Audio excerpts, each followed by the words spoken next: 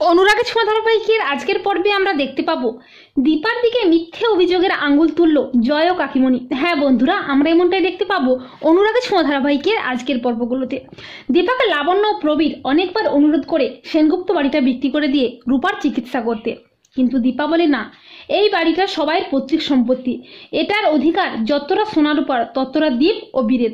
তাই এ বাড়ি বিক্রি করে আমি সেই টাকায় আমার মেয়ের চিকিৎসা করাতে পারবো না। আমি দীপাকে সুস্থ করে তুলতে যেভাবেই হোক টাকা জোগাড় করবো, কিন্তু এই বাড়ি বিক্রি করে নয়। এরপর দীপা সিসিটিভি ফুটেজের প্রমাণ দেখিয়ে কাকাইকে জেল থেকে ছাড়িয়ে বাড়ি ফিরিয়ে আনে, কিন্তু তাও কাকিমণি দীপার দিকেই মিথ্যে অভিযোগের আঙুল তোলে। কাকিমণি বলে যে দীপা নাকি এসব ইচ্ছে করে করছে, এই বাড়ির অধিকার নেওয়ার জন্য, এই বাড়িটা বিক্রি করার জন্য।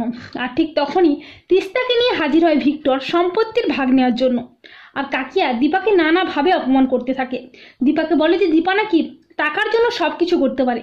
তখন দীপা বলে, কাকিমণি তুমি কথাটা একটু ভুল বললে, আমি আমার মেয়েদের জন্য সব কিছু করতে পারি, টাকার জন্য নয়। তখন জয় দীপাকে ভুল বুঝে অনেকগুলো কথা শুনিয়ে দেয়। কাকিয়া বলে যে দীপা যদি এই বাড়ির অধিকার নিয়ে লড়াই করতে আসে তাহলে আমি কিন্তু কোর্টে যাব। জয়ও বলে আমিও কাকিয়ার সাথে একমত, আমিও আমার ছেলের জন্য বৌদিদির বিরুদ্ধে কোর্টে যাব।